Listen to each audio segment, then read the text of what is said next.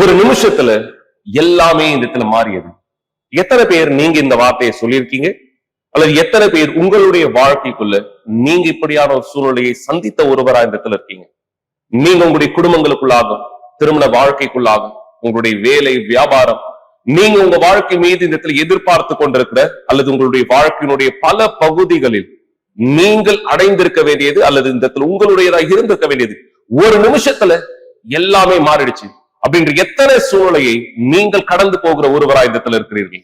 ఒక నిమిషములో అన్ని మారితే ఎలాంటి ఒక పరిస్థితి అనేది అటువంటి ఒక వ్యక్తికి జరుగుతుంది. ఒకవేళ మీ యొక్క కార్యములు మీరు చేసే విషయంలో ఒక వ్యక్తికి ఒక నిమిషములో అన్ని మారుతున్నాయి, ఆ వ్యక్తి కష్టంలో దోయబడుతున్నాడంటే ఎలాంటి ఒక పరిస్థితి ఎట్లా ఉంటది ఊహించి చూడండి.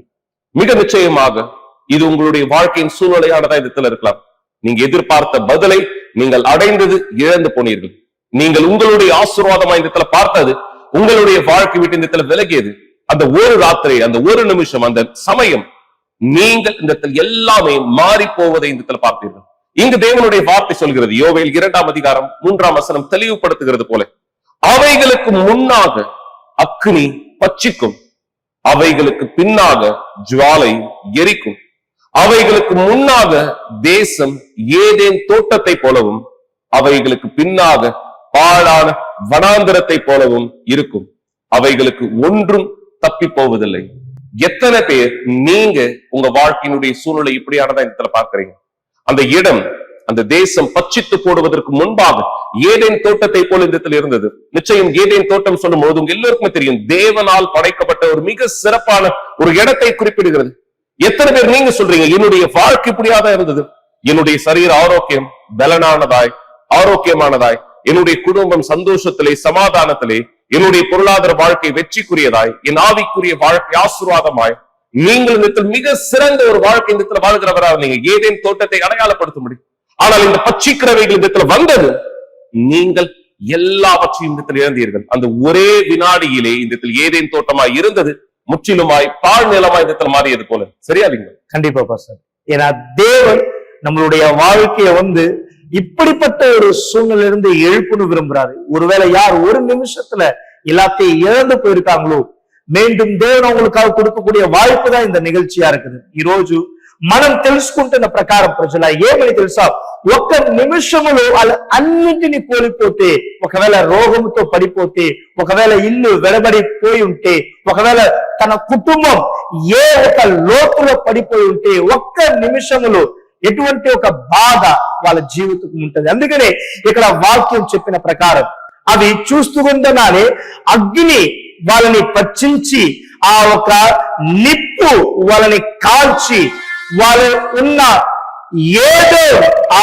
ఒక తోటము లాగా ఉన్న వారు తర్వాత అరణ్యముగా మారిపోయింది. ఈ రోజు ఇలాగా మంచిగా ఉన్న విషయం, మంచిగా జీవించిన జీవితం ఇక్కడ వాక్యంలో చదివిన ప్రకారం ఏదైనా తోటంలో ఉన్నట్టుగా ఉన్నారు. అయితే ఎప్పుడు అగ్ని దిగిందో సర్వనాశనం అయింది. ఈ రోజు ఇటువంటి నాశనం ఒక్క నిమిషంలో ప్రతి ఒక్కరి జీవితంలో జరిగేది మనం చూస్తున్నాం ప్రజలారా. కాబట్టి మీరు ఆయన యుద్ధకు తిరిగి రండి. மிக சரியாக இந்த நேரம் ஒரு சாட்சியை நீங்க இந்த இடத்துல பார்க்கும்படி நான் இந்த அழைப்பு உங்களுக்கு கொடுக்க விரும்புறேன். இந்த நபர் இந்த இடத்துல இவர்களுடைய திருமணம் இந்த இடத்துல சிறந்ததாக இருந்தது. இந்த நபர்களுடைய திருமணத்தின் சிறந்ததின் அடையாளமாய் இவர்கள் பெற்றெடுத்த பிள்ளை, இந்த பிள்ளை இந்த இடத்துல மிக சிறந்ததா இந்த இடத்துல இவர்களுடைய கரங்களுக்கு இந்த இடத்துல வந்தது. ஆனா ஏதேன் தோட்டமாய் இருந்த சூழ்நிலை எப்படியாக இந்த இடத்துல மாறியது? இந்த பிள்ளை பிறந்த பிற்பாடு நடந்த சூழ்நிலையானது என்ன?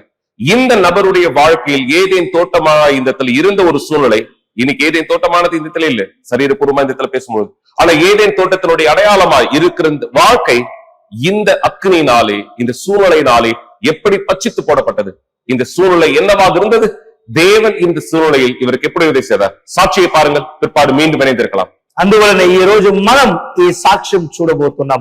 ఇటువంటి సాక్ష్యంలో వాళ్ళకి ఏ కార్యం జరిగింది, దేవుడు వాళ్ళ జీవితంని ఎలా మార్చాడు. నేను చెప్తున్న ప్రకారం ఏదైనా తోటం ఇంకో శరీరంలో మనం చూసేటప్పుడు మనకి లేదు, అయితే వాళ్ళ జీవితం మంచిగా ఉన్నింది. అయితే ఎప్పుడు ఒక నాశనం జరిగిందో ఏమవుతుంది, ఆ ఒక బిడ్డ పుట్టేటప్పుడు ఏమైంది, ఈ రోజు ఈ సాక్ష్యంలో మనం చూడొచ్చు ఎలాగ ఈ పరిస్థితులు మారిందని. ஏற்கனவே மரண தண்டனையுடன் இந்த உலகிற்குள் வருவதை கற்பனை செய்து பாருங்கள்.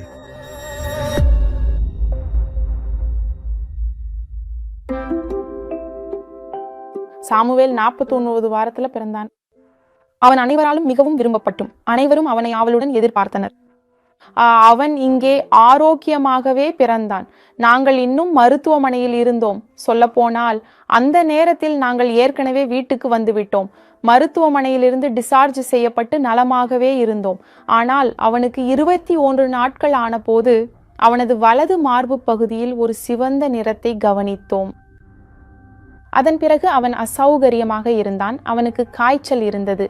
கடைசியில் நாங்கள் அவனது உடல் வெப்பநிலையை அளந்து பார்த்தோம். அது 38 இருந்தது. கிட்டத்தட்ட 39 எட்டும் நிலையில் இருந்தது. அப்போது நாங்கள் மருத்துவரை தொடர்பு கொண்ட போது அவர் சொன்னார், இது ஒரு புதிதாக பிறந்த குழந்தைக்கு சாதாரணம் அல்ல.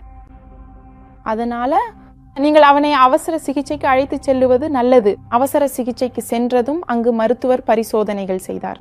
அப்பொழுது அவனை 9 நாட்கள் மருத்துவமனையில் அனுமதிக்கப்பட்டு நரம்பில் ஆன்டிபயோட்டிக்ஸ் எடுத்துக்கொண்டான். ஒவ்வொரு நாளும் அந்த சிறிய கட்டி வளர்ந்து கொண்டே இருந்தது. அதன் பிறகு அது மேலும் மேலும் சிவப்பாகிக் கொண்டே போனது. அதை சுற்றியிருந்த பகுதி சூடாக உணரப்பட்டது. நாங்கள் ஒத்தடம் கொடுப்போம். ஆனாலும் அந்த சிவப்பு நிறம் குறையவில்லை. அவன் வலியால ரொம்ப அழுதான். மருத்துவர்கள், சின்ன தங்கையே, பொறுமையாக இரு, உண்மையிலேயே இது வலிக்கும். ஏனால் மனித உடலில் மார்பகம் என்பது மிகவும் உணர்திறன் மிக்க ஒரு பகுதி. ஒரு குழந்தைக்கு இது எப்படி இருக்கும் என்று சும்மா கற்பனை செய்து பார் என்று சொல்வார்கள். ஒரு நாள் பொழுது நாங்கள் அனைவரும் அவனை குளிப்பாட்டி கொண்டிருந்த போது அவனது சில மார்பில் அதனால் அந்த சீழ் கசிவு தொடர்ந்து வெளியேறி கொண்டே இருந்தது. அவர்கள் கட்டு போட்டார்கள். அவனும் தொடர்ந்து மருந்துகளை உட்கொண்டு வந்தான். அப்பொழுது செவிலியர்கள் அவன் மூச்சு விடுவதற்கு சிரமப்படுவதை அவர்கள் கவனித்தார்கள். பிறகு அவர்கள் அந்த சிறுவனை பார்க்க தொடங்கினார்கள். அவனுக்கு மூச்சு விடுவதில் சிரமம் உள்ளது. இது பெரும்பாலும் பிரான்கியோலைட்டிஸ் பாதிப்பாக இருக்கலாம். அவன் மிக கடினமாக மூச்சு விட்டதால் அவனது வயிறு உள்வாங்கி விலா எலும்புகள் வெளியே தெரிந்தன. அதனால் நாங்கள் அவனை வேறொரு மருத்துவமனைக்கு மாற்றினோம். அங்கே மருத்துவமனைக்கு வந்தவுடன் செவிலியர்கள் சோதித்த போது அவனுடைய ஆக்சிஜன் அளவு ரொம்ப குறைவாக இருந்தது. செவிலியர்கள் குழந்தையின் அம்மா யார் என கேட்டு என் குழந்தையை வாங்கி படுக்கையில் கிடத்தி பல பரிசோதனைகளை செய்தார்கள். அப்போதுதான் ரொம்ப மோசமான செய்திகள் ஒன்று வந்தது இல்லையா? உங்கள் மகனின் உடல்நிலை மோசமாக இருக்கிறது. அவனை தீவிர சிகிச்சை பிரிவுக்கு அழைத்து செல்ல வேண்டியிருக்கிறது. அங்கு அவனுக்கு சிறந்த மற்றும் மிக நெருக்கமான கண்காணிப்பு கிடைக்கும். பின்னர் அடுத்த நாள் தீவிர சிகிச்சை பிரிவின் பொறுப்பு மருத்துவர் என் கணவரை உள்ளே அழைத்து உங்கள் மகனுக்கு இன்டியூபேஷன், சுவாச குழாய் பொருத்தும் சிகிச்சை செய்ய வேண்டியுள்ளது என்று கூறினார். என்றால் அவனுக்கு சுவாசிக்க உதவுவதற்காக மற்ற ஆக்சிஜன் உபகரணங்களை பயன்படுத்த நாங்கள் ஏற்கனவே முயன்றோம். ஆனால் எதுவும் பலனளிக்கவில்லை. அவர் இன்னும் தீவிரமாக முயற்சி பண்ணி கொண்டிருக்கிறார். மேலும் அடுத்து என்ன நடக்க போகிறது என்பது எனக்கு அப்போது தெரியல இல்லையா? ஷிஃப்ட் மாற்றத்தில் கொஞ்சம் நேரம் எடுத்துக்கொண்டது. அப்போது மருத்துவர் மீண்டும் என்னையும் என் கணவரையும் அழைத்தார். அவர் சொன்னார், பாருங்கள் பெற்றோர்களே, உங்கள் மகன் மிகவும் சிறியவனாக இருப்பதால் அவனுடைய சாதாரண கை நரம்புகள் இந்த அளவுக்கு வலுவான ஆன்டிபயோட்டிக்ஸை தாங்க முடியாது. நாங்கள் அவனை தொடர்ந்து ஊசி போட வேண்டியிருக்கும். அதை தவிர்க்க கழுத்திலிருந்து இதயம் வரை செல்லும் ஒரு நரம்பில் சென்ட்ரல் லைன் எனப்படும் ஒரு மருத்துவ குழாயை பொருத்த வேண்டியிருந்தது. அந்த செய்தியே எங்களுக்கு அதிர்ச்சியாக இருந்தது. அப்போது எங்களால் எதுவும் செய்ய முடியலை. மருத்துவர் அந்த செயல்முறையை செய்ய நாங்கள் அறையிலிருந்து வெளியேறினோம். அந்த நேரத்தில் நாங்கள் இருவரும், நான் மற்றும் என் கணவர், ஐசியூவில் அறைக்கு எதிரே உள்ள 2 இருக்கைகளில் உட்கார்ந்திருந்தோம். நான் கணவருடன் மட்டும் இருந்தேன். உள்ளே நடக்கும் அசைவுகளை பார்த்தேன். மிகவும் பதற்றமான ஒரு சூழல். மருத்துவர்கள் வெளியிலிருந்து மற்றவர்களை அழைத்து கொண்டு வருகிறார்கள், கருவிகள் கொண்டு வருகிறார்கள். நான் கிளெபர்டன் அந்த அறைக்குள் நுழைந்த போது சாமுவேலுக்கு ஏதோ ஒன்று நேர்ந்து விட்டது என்பதை உணர்ந்தேன். ஏதோ ஒன்று நடந்திருந்தது. நான் அழுது கொண்டிருந்தேன். பிறகு மருத்துவர் எங்களிடம் பேச வந்தார். அவர் எங்களுக்கு முன்னால் அமர்ந்து, பாருங்கள் அப்பாவே, ஒரு கணத்திற்கு நாங்கள் உங்கள் மகனை இழந்து விட்டோம் என்று கூறினார். அந்த கோடு, அது நேற்று நடந்தது போல எனக்கு நினைவிருக்கிறது பாஸ்டர். அங்கே தெரிந்த அந்த கோடுகள். உங்கள் மகனின் சின்னஞ்சிறு இதயம் துடிப்பை இழந்தது. இதய துடிப்பு நின்றுவிட்டது. பிறகு என்ன நடந்தது? மாரடைப்பு ஏற்பட்டது. அவர் 13 நிமிடங்கள் உணர்விழந்த நிலையில் இருந்தார். உயிரிழந்த நிலை 13 நிமிடங்கள். மேலும் மேலும் தீவிரமடைந்து வரும் ஒரு மருத்துவ கண்டறிதலை எதிர்கொள்ளும் சூழல். தாங்கள் இனி ஒரு நோயை மட்டும் எதிர்த்து போராடவில்லை என்பதை பெற்றோர் உணர்ந்தனர். இது சாமுவேலின் உயிருக்கான போராக இருந்தது. ஆனால் அப்போது மருத்துவர் சொன்னார், அவர் 13 நிமிடங்கள் வரை சுயநினைவின்றி அல்லது இறந்து போன நிலையில் இருந்ததால் அவர் ஏதேனும் ஒரு அசைவை செய்ய வேண்டும். அதாவது விரலையோ அல்லது காலையோ லேசாக அசைக்க வேண்டும். அவனுக்கு எந்த விதமான பின் விளைவுகளும் இல்லை என்று உறுதி செய்ய. அப்போது அவருடைய குழாயை எடுத்துவிட்ட போது அதிக நேரம் ஆகவில்லை. அவனுக்கு மயக்கம் வந்து படுக்கையில் துடிக்கத் தொடங்கினார். அந்த நேரத்தில் அவனுடைய சிறிய நுரையீரலை மீண்டும் ஒரு எக்ஸ்ரே எடுக்கச் சென்றார்கள். அது முழுமையாக ஒரு பக்கம் கருப்பாக இருந்தது. அப்போது இருந்த மருத்துவர், பாருங்கள், நாங்கள் மீண்டும் இன்டியூபேட் செய்ய வேண்டியிருக்கும் என்று கூறினார். அவருக்கு 2வது முறையாக இன்டியூபேஷன் செய்வதை தவிர்க்க அவர்கள் முற்றிலும் எல்லாவற்றையும் செய்து பார்த்தனர். ஆனால் எதுவும் பலனளிக்கவில்லை. மருத்துவர்கள் தொடர்ந்து பின் விளைவுகள் பற்றி அதிகமாக பேசினார்கள். மருத்துவர்களின்படி அவன் ஒரு சாதாரண குழந்தையாக இருக்க முடியாது, நடக்க முடியாது, தொடர்பு கொள்ள முடியாது, படுக்கையில் கிடந்தவாறே இருக்க நேரிடும். என் மகனை மீண்டும் ஒரு முறை என் கைகளில் ஏந்தி கொள்ள முடியுமா என்று நான் பலமுறை யோசித்தேன். நாங்கள் ஏற்கனவே விசுவாசம், பலிபீடம், தியாகம் பற்றி அறிவோம். ஏற்கனவே ஆலயத்தை சேர்ந்தவர்கள்தான். நான் தேவனிடம் ஜெபம் செய்ததை நினைவு கூர்க்கிறேன். மேலும் தன் மகனை குணமாக்குமாறு ஆண்டவர் இயேசுவிடம் வந்த அந்த தந்தையை பற்றிய பகுதியை நான் அடிக்கடி நினைத்து பார்த்தேன். அவர் தமது நம்பிக்கையின்மைக்கு உதவும்படி ஆண்டவர் இயேசுவிடம் கேட்டார். மேலும் நான் ஜெபித்தேன், தேவனிடம் வேண்டினேன். என் தேவனே, அந்த நோயை குறித்து கேட்டேன். பைபிளை அவனுக்கு அருகிலுள்ள நாற்காலியில் வைத்துக்கொண்டு நான் சொன்னேன், இந்த நோய் ஆண்டவரின் மகிமைக்காகவே இருக்கும் என்று நான் சொன்னேன். இது மிகவும் கடினமாக இருந்தது. உண்மையிலே மிகவும் கடினம். ஆனால் அப்படித்தான் நாம் செயல்பட வேண்டியிருந்தது. ஜெபம் மட்டும் போதவில்லை, தேவன் நம்முடைய செயலையும் பார்க்க விரும்பினார். அந்த நேரம் இஸ்ரவேல் சிறப்பு நிகழ்ச்சி தருணம் அல்ல. ஆனாலும் தியாகத்தின் பாதையை நாங்கள் ஏற்கனவே அறிந்திருந்தோம். எங்கள் மகனுக்கு தேவைப்பட்டதை தேவனாலும் பலிபீடத்தாலும் மட்டுமே வழங்க முடியும் என்பதையும், தேவனால் மட்டுமே அதை மீட்டெடுக்க முடியும் என்பதையும் நாங்கள் அறிந்திருந்தோம். நான் நினைக்கிறேன், அந்த இரவு நான் ஐசியூவுக்கு வந்தேன் இல்லையா, தூங்குறதுக்காக. அப்போ சொன்னேன், சரி, நாளை காலை அதிகாலையே நான் பலிபீடத்துக்கு போவேன். நான் ஏற்கனவே செய்ய வேண்டியதை செய்ய போறேன். அதை சொன்ன பிறகு தான் என்ன செய்ய போகிறோம் என்பதை தெளிவாக அறிந்திருந்த அவர் குளியலறைக்குள் சென்றார். தரையில் படுத்து தூங்கினார். மறுநாள் அதிகாலையில் அங்கிருந்து புறப்பட்டு சென்றார். எங்க அம்மா சொன்னது எனக்கு நினைவிருக்கிறது, பியா, ஐசியூவின் கழிவறையையே உன் பலிபீடமாக மாற்றிக்கொள். நானும் அப்படியே செய்ய ஆரம்பித்தேன்.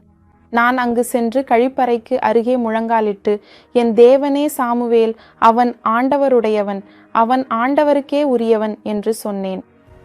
நான் பலிபீடத்தை அடைந்து என் பங்கை செய்துவிட்டு கீழே இறங்கி வந்து, பாஸ்டர், இப்போது இது தேவனின் கைகளில் இருக்கிறது என்று சொன்னது எனக்கு நினைவிருக்கிறது. எங்கள் அனைத்தையும் அர்ப்பணித்து தேவனின் பிரசன்னத்திற்கு செல்ல நாங்கள் தீர்மானித்த போது, என் தேவனே, எங்கள் குழந்தையை நீர் குணப்படுத்த வேண்டும் அல்லது அவனை உம்மிடம் எடுத்துக்கொள்ள வேண்டும் என்று நாங்கள் கூறினோம்.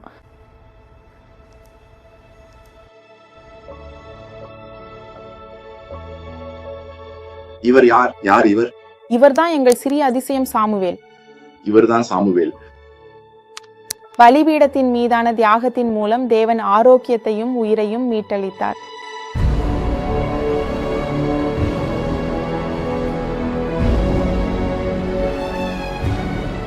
இரண்டாவது முறையாக அவனுக்கு சுவாச குழாய் அகற்றப்பட்ட போது அவன் வித்தியாசமாக எதிர்வினையாற்றுவதை மருத்துவர்களால் அப்போதே காண முடிந்தது.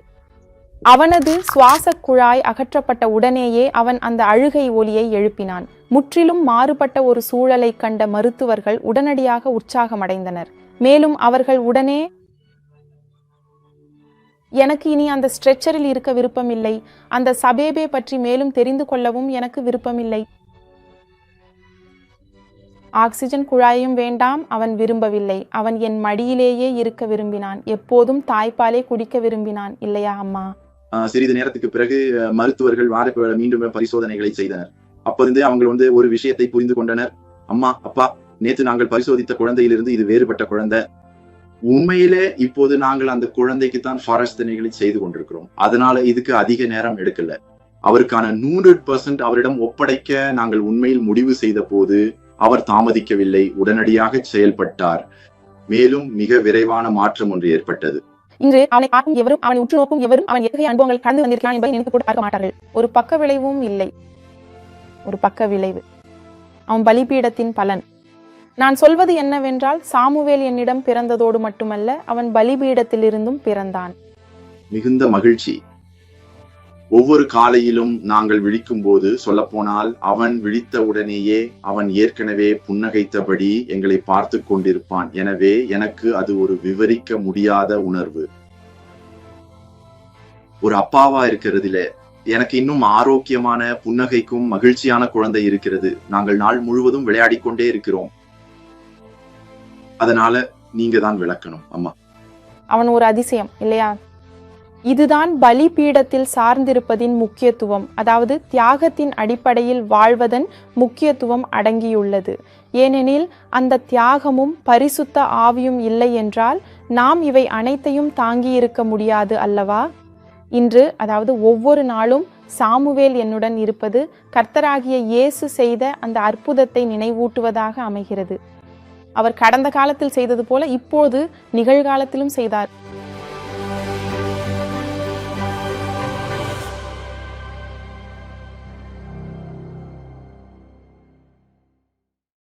மிக நிச்சயமாக இந்த நபர் சந்தித்த சூழ்நிலை உங்க எத்தனை பேருடைய வாழ்க்கையோடு ஒத்து போகக்கூடிய ஒரு சூழ்நிலையானதா இந்த இடத்துல இருக்கு. நீங்க பெற்ற பதில் இந்த உங்களுடையது என்று நினைத்து கொண்டிருந்த நேரத்திலே அதை இழக்கக்கூடிய ஒரு சூழ்நிலை. 13 நிமிஷம் இந்த பிள்ளை இந்த இடத்துல இறந்து எந்த விதமான மூச்சு பேச்சும் இல்லாத ஒரு சூழ்நிலையில் இந்த இடத்துல இருந்தது. ஆனா இந்த தாய் இந்த விசுவாசத்தை ஏற்கனவே கண்டறிந்த ஒருவராய் இந்த இடத்துல இதுதான் மிக சிறப்பான ஒன்று. தேவனுடைய நபராய் நாம் இந்த இடத்துல இருக்கும்பொழுது நமக்கு தெரியும் நம்முடைய சூழ்நிலைகள், நம்முடைய கடினங்கள், பிரச்சனைகள் எதிர்கொண்டு இந்த இடத்துல வரும்போது நான் தேவனை சார்ந்தவனாய் இந்த இடத்துல இருக்கிறேன். கவனிங்க, இந்த நபருடைய வாழ்க்கை அந்த பிள்ளையினுடைய பிறப்பின் பொழுது ஏதேன் தோட்டத்தினுடைய அடையாளமா இருந்தது. வார்த்தை சொல்கிறது போல, அவைகளுக்கு முன்னாக அக்னி பட்சிக்கும், அவைகளுக்கு பின்னாக ஜுவாலை எரிக்கும், அவைகளுக்கு முன்னே தேசம் ஏதேன் தோட்டத்தை போலவும், அவைகளுக்கு பின்னே பாழான வனாந்தரத்தை போலவும் இருக்கும். முன்பு அருமையானதா இருந்த ஒரு சூழ்நிலை இப்பொழுது மோசமானதா இந்த மாறியது. இது உங்களுடைய வீட்டுக்குள்ள நடந்துட்டு இருக்கலாம். ஒருவேளை உங்களுடைய ஆவிக்குரிய வாழ்க்கையில நீங்க சந்திக்கிற ஒரு சூழ்நிலையானதா இந்த இருக்கலாம். சமாதானத்தை இழந்த ஒருவராய், சந்தோஷத்தை இழந்த ஒருவராய், எல்லா சூழ்நிலைகள், எல்லா கடினங்களை இந்த சந்திக்கும் பொழுது அந்த பயம், பதட்டம், தூக்கமில்லாத இரவுகள் என்று பல பிரச்சனைகளை சந்திக்கிற ஒருவராய் நீங்க தள்ளப்பட்டவராய் இந்த இருக்கலாம்.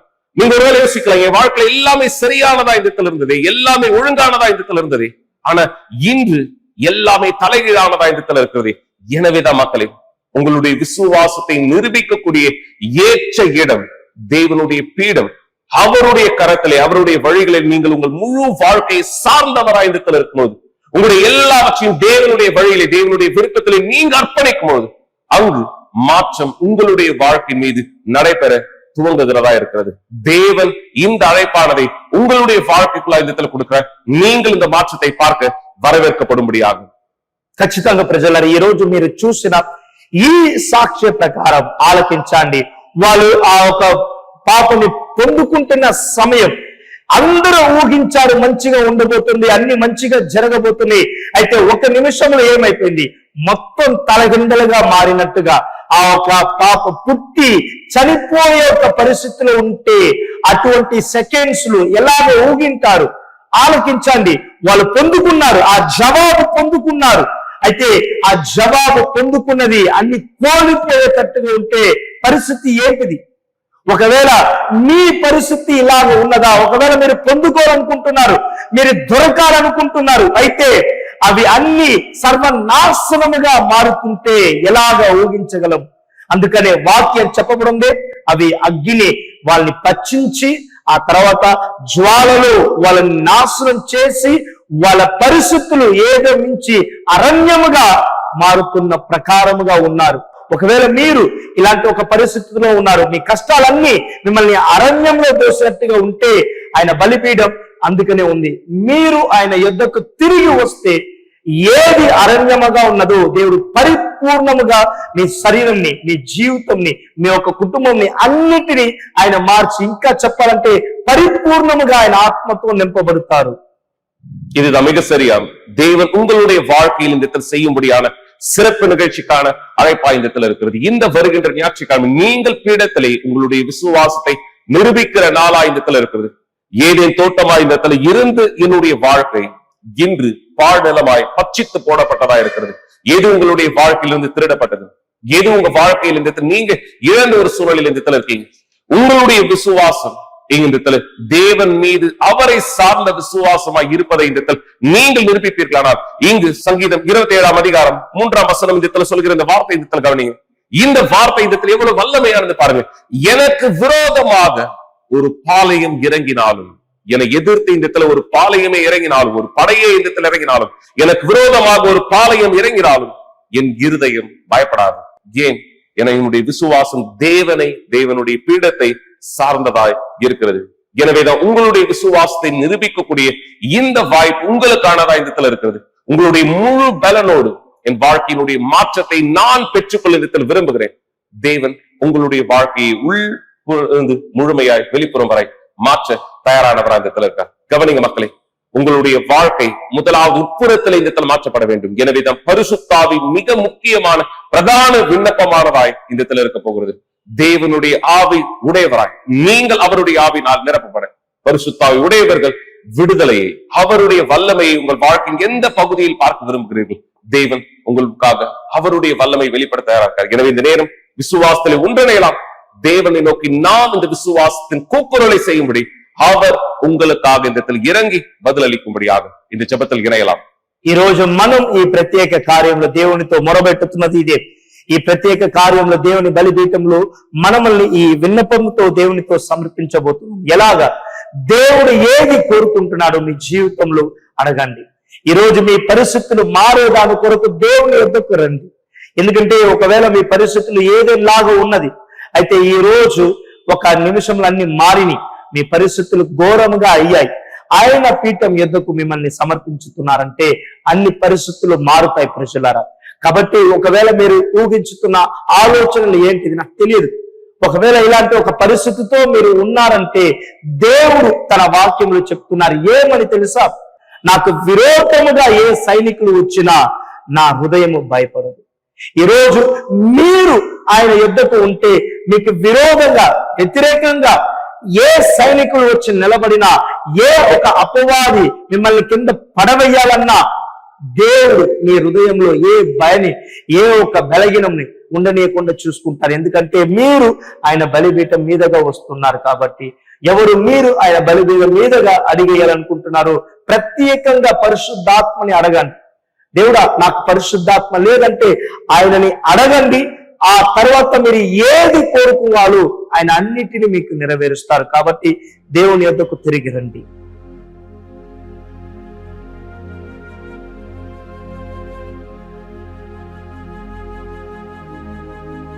ప్రభువా తండ్రి యేసయ్య, ఒక నిమిషంలో అన్ని కోల్పోయిన జనాలు, ఇదో తన ఇల్లు, కుటుంబం, పిల్లలు, పని, వ్యాపారం, ఇంకా చెప్పాలంటే నేను ఎందుకు బ్రతకాలి అనుకుంటున్నారు, నేను ఎందుకు ప్రాణంతో ఉండాలి అనుకుంటున్నారు. ఇదో ఈ ప్రత్యేక కార్యం ఎందుకే తండ్రి? ఈ ప్రత్యేక కార్యం జనాల పరిస్థితులు మారేదానికి, జనాల కష్టాలు మారేదానికి, జనాలు ఏ ఒక కార్యంలో నీకు దూరం అయ్యారు వాళ్ళు నీకు దగ్గరగా వచ్చేదానికి తండ్రి. ఇదో ఒకవేళ వాళ్ళు దూరమై ఈ ప్రత్యేక కార్యములు వాళ్ళ దగ్గర రావాలనుకుంటే ప్రభువా నువ్వు దిగుతున్నావు, నీ బలిపీఠం మీదగా నీ అగ్నితో దిగుతున్నావు. ఈ కష్టాలను, ఈ వేదనలు, ఈ యొక్క బాధలను తీసివేసేదానికి తండ్రి. ఎవరు ఇంకా రక్షణ పొందుకోలేదు, పరిశుద్ధాత్మ అభిషేకం ఇదో ఈ రోజు ఈ అభిషేకం పొందుకునే దానికి మార్గములు చూపించమని అడుగుతున్నాను. ఎందుకంటే ఇదో ఈ యొక్క శిశువుకి ఎలాగ జరిగిందో ఖచ్చితంగా వాళ్ళు ఎదురు చూడట్లేదు. అయితే పరిస్థితి ఇలా జరిగింది, అలాంటి ఒక పరిస్థితిని గడిచిపోవాలని కాదు, ఇదో ఆ పరిస్థితిని జయించాలని నీ యొక్క సన్నిధానంకు వచ్చారు తండ్రి. అలాగనే ఎవరంతా ఇదో ఈ వారం 10వ తారీఖు 12వ తారీఖు ఈ సన్నిధానములో అడిగేయబోతున్నారు, వాళ్ళ పరిస్థితుల్ని மாற்றத்தை அடைகிறார் தந்தை இயேசு நாமத்திலே. ஆம் தேவனே, ஆண்டவராகிய இயேசுவே, ஏதேன் தோட்டத்தை போல ஒரு காலமானது இருந்தது. ஆனால் எத்தனை மக்களுடைய வாழ்க்கை பட்சிக்கப்பட்டதா இந்த இடத்துல இருக்கிறது. அவர்களுடைய ஆசீர்வாதங்கள் திருடப்பட்டதாய், அவர்களுடைய சந்தோஷங்கள் சமாதானம் திருடப்பட்டதாய், அவர்களுடைய விசுவாசம் கூட திருடப்பட்டதாய். இன்றைய எத்தனை மக்கள் இந்த விசுவாசத்தில் பின்தங்கினவராய், தன்னுடைய விசுவாசத்தை இழந்த ஒருவராய் இந்த இடத்துல இருக்கிறார். முன்பு அவர் உண்மை சார்ந்தவராய் இருந்தார், முன்பு அவர் உங்களுடைய விருப்பத்தை செய்கிறவராக இருந்தார், உங்களுடைய வழியில் நடக்கிறவராக இருந்தார். ஆனால் தேவனே ஆண்டவராகிய இயேசு கடந்து வந்த சூழலையோ அல்லது அவர் சந்தித்த பிரச்சனையோ அவர் இந்த விசுவாசத்தை இழக்கும்படியாய் இந்த செய்தது. இன்று இந்த இடத்தில் அவர் உங்களுடைய வழியை விட்டு உங்களுடைய விருப்பத்தை விட்டு விலகினவராய் இடத்தில் இருக்கலாம். எனவேதான் தேவனே ஆண்டவராகிய இயேசுவே, இதோ இங்கு இந்த நேரம் இந்த மக்கள் ஒவ்வொருத்தருடைய ஆவிக்குரிய வாழ்க்கை புதுப்பிக்கப்படும் முடியாது. அவர்களது கடினங்கள் சூழ்நிலைகள் என்னவா இருந்தாலும் அதை மாற்றக்கூடிய வல்லமை படைத்த தேவன் நீர் ஒருவரே என்பதை உணர்ந்தவராய், தன்னுடைய தவறுகளிலிருந்து மனம் திரும்புகிறதாய், தன்னுடைய பாவ வாழ்க்கையை கைவிட்டு என் தேவனை ஆண்டவராகிய இயேசுவை உம்மை நோக்கி இந்த திரும்புகிறவராய், உம்முடைய விருப்பத்தை செய்கிறவராய், இதோ இந்த தேவனை ஆண்டவராகிய இயேசுவை, இந்த நபர் யார் உம்மை நோக்கி இந்த திரும்புகிறாரோ, இந்த நபர் யார் உம்முடைய வழிகளுக்கு தன் வாழ்க்கையை ஒப்படைக்கிறாரோ, இந்த நபருடைய வாழ்க்கை மீது நீர் இந்த தேவனை இப்போதே தலையிடவும், இவருடைய வாழ்க்கை மாற்றமும் விருப்பமுள்ள தேவனாய் இருக்கிறேன். எனவேதான் தேவனை ஆண்டவராகிய இயேசுவே, இந்த நபர்கள் யார் இந்த பலகீனரும், இந்த தேவன் தன்னுடைய பிரச்சனையினால் சோர்ந்து போனவருமாய் இருக்கிறாரோ, இதோ இவர்கள் இந்த புது பலம் அடையட்டும். தேவனே, உங்களுடைய வழிகளுக்கு திரும்ப முடியாது, உங்களுடைய வல்லமையை தன் வாழ்க்கை பார்க்க முடியாது. எங்கள் தேவனை ஆண்டவராகிய இயேசுவே, நீர் இந்த யோவேல் தீர்க்கதரிசியினுடைய காலத்தில் மக்களுக்கு இந்த எப்படி எக்காலத்தை இந்த ஊதினீரோ அவர்களுக்கு எச்சரிப்பை இந்த கொடுக்க முடியாது. அதே எச்சரிப்பை இங்கு இந்த மக்களுக்கான வாய்ப்பாய் இந்த கொடுக்கப்படுகிறது. மனம் திரும்ப முடியாது, தன்னுடைய பாவ வாழ்க்கை, தன்னுடைய தவறுகள், தன்னுடைய அழுக்கான வழிகளை விட்டு தேவனே உம்மை நோக்கி திரும்ப முடியாது. யார் ஒருவர் உம்மை நோக்கி திரும்புகிறார்களோ அவர்கள் உம்முடைய ஆவியால் அபிஷேகம் பண்ணப்பட்டு உம்முடையவராய், உம்முடைய ஜனமாய், உம்முடைய பிள்ளைகளாய் இந்த தேர்ந்தெடுக்கப்பட நீர் அவர்களுக்கான சந்தர்ப்பத்தை உருவாக்கி இருக்கிறேன். எனவே தேவனே ஆண்டவராகிய இயேசுவே, இதோ இந்த விசுவாசத்திலே உம்முடைய பீடத்தின் மீது ஏற தன்னை தயார்படுத்துகிறவர்களாய், உம்முடைய ஆவிக்காய், உம்முடைய விருப்பத்திற்காய் தன்னை ஆயத்தமாக்குகிற ஒவ்வொருத்தருடைய வாழ்க்கைக்கு நீர் இந்த நுழைந்து வேலை செய்ய கேட்கிறேன். அவர்களுடைய ஆவிக்குரிய சுத்திகரிப்பு மூலமாய் உம்முடைய பிரசன்னத்திலே, உம்முடைய பலனிலே அவர்கள் நிரப்படட்டும். என்னுடைய ஆவி பெற்றவர்களாய் எந்த விடுதலையை பார்க்க விரும்புகிறார்களோ, எந்த பதில்களை அவர்கள் தங்கள் வாழ்க்கையிலே உம்முடைய நாமத்தை மகிமைப்படுத்த கைப்பற்ற விரும்புகிறார்களோ, நீர் அவர்களோடு இருக்கிறீர், அவர்களை வழிநடத்துகிறேன், வாழ்க்கையை மாற்றுகிறேன் என்பதை காண்பிக்க முடியும். உங்களுடைய நாமம் மகிமைப்படும்படியான சாட்சியாய் இவர்கள் ஒவ்வொருத்தருடைய வாழ்க்கை மாற்றப்படட்டும். எங்கள் தேவனும் சர்வ வல்லவருமாய் இருக்கிற ஆண்டவராகிய இயேசு கிறிஸ்துவின் பெயராலே ஜெபத்தை விசுவாசிக்கிறீர்களானால் சொல்லுங்கள், நன்றி ஆண்டவராகிய இயேசுவே, ஆமென்.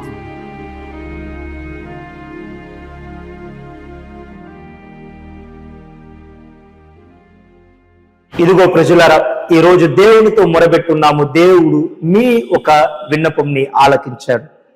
దేవుని పీఠ మీకోసం వేచి ఉన్నది. ఈ వారం సిద్ధమై ఉండండి. అది మాత్రం కాకుండా మనం ఈ ఆదివారం ప్రభు భోజనంలో కలుసుకుంటున్నాము.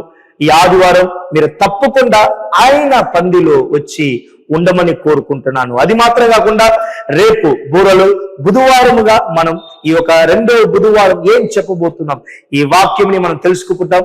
కాబట్టి దేవుడు మిమ్మల్ని ఆశీర్వదిస్తాడు. ప్రజలారా, இதுதான் மிக சரியாக தேவன் உங்களுடைய வாழ்க்கையின் மீது இந்த செய்ய விரும்புகிறவரா இருக்கிறார். எந்த சூழ்நிலை உங்க வாழ்க்கை எதிர்த்து வந்தாலும், எந்த கடினம் உங்க வாழ்க்கை எதிர்த்து வந்தாலும், இங்கு இந்த வார்த்தை தெளிவுபடுத்திக் கொள்ள, எனக்கு விரோதமாக ஒரு பாளையம் இறங்கினாலும் என் இருதயம் பயப்படாது. தேவன் இந்த உறுதியை தான் உங்களுக்குள்ளாக இந்த கொடுக்க விரும்புகிறார். எனவே மக்களே, இந்த ஞாயிற்றுக்கிழமை 12ஆம் தேதி இந்த பீடத்தின் மீது உங்களுடைய முழு விசுவாசத்தை தேவன் உங்களுக்கு காண்பித்த வழியிலே நீங்கள் அவரை கனம் செய்ய உங்களுடைய முழுமையை அர்ப்பணிக்கக்கூடிய நாளாக இந்த இருக்கும். உங்களை தயார்படுத்திக் கொள்ளுங்கள். மேலும் நாளை புதன்கிழமை கூட்டத்தை தவறவிடாதீர்கள். 2வது எக்காலத்தினுடைய மிக சிறப்பான வேதாகம் பாடத்தில் ஒன்றிணையும்படியாக தேவன் உங்களோடு இருப்பாராக. அருமையான இரவாக இருக்கட்டும். நாளை ஆலயத்தை உங்களை சந்திக்கிறோம். இயேசுவின் பெயராலே.